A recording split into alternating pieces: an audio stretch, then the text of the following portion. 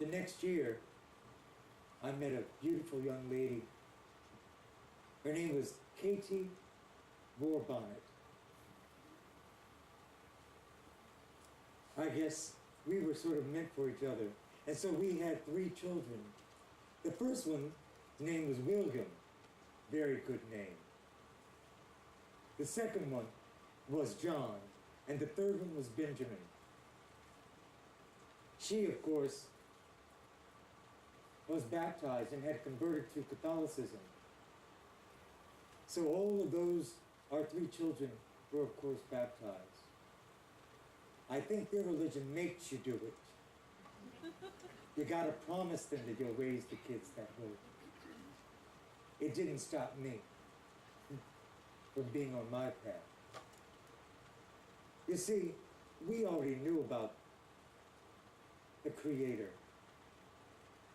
in our own way. He had given us truths that we knew for thousands of years. We weren't mistaken. Nonetheless, I helped to raise those 3 boys, and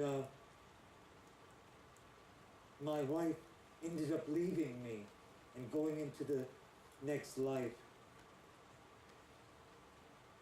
Her departure really depressed me, and so consequently in 1904, I converted to Catholicism so that I could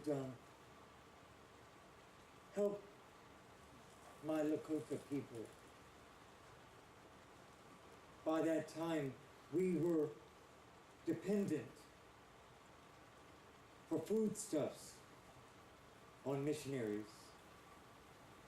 By that time, the black robes had quite a prominence on our reservations and in our communities. And so it was the way that I felt that I could be honest to the path that was given me as a youngster and still help the people that I was supposed to help. You see, many of those black robes could not speak our language, did not understand our concepts of the sacred, but I did.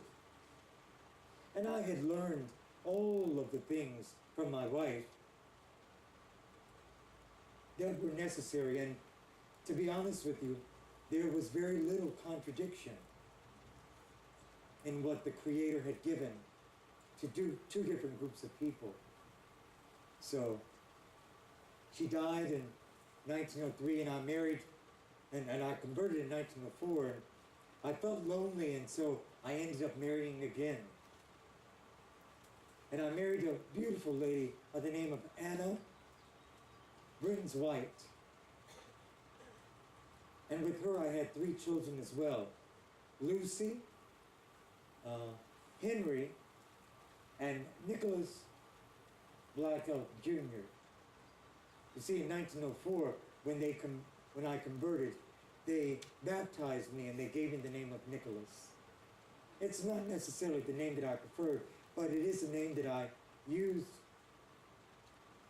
for about 30 years. It wasn't until 1930, and after working as a catechist for the missionaries, that John Reinhardt came to visit me, and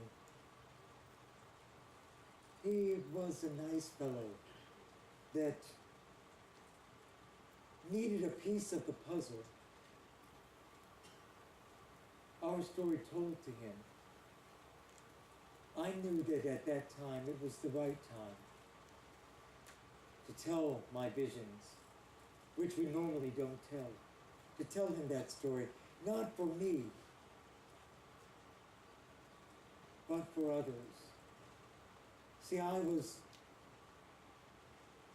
born in one century and had made it to another century, and many of the Lakota ways had gone, and many people did not understand our sacred pipe.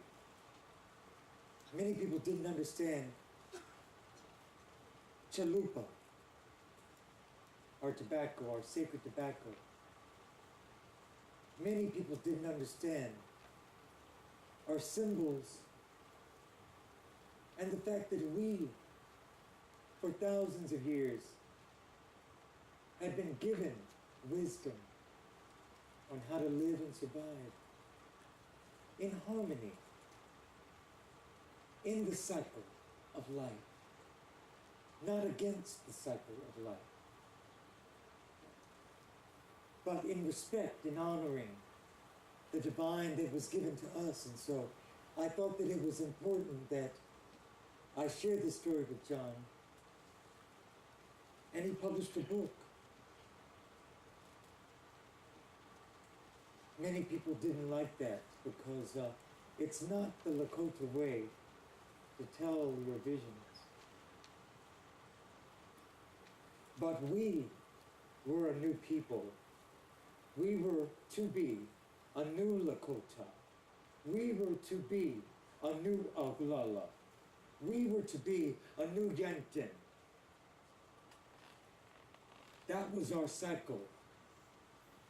We had made it to the west where the rains come. We had made it in the black road. The black road, a selfish road, where you're just only out for yourself. And I knew that I would have to remember when I was a youngster, when I first heard the visions and listened to the voices.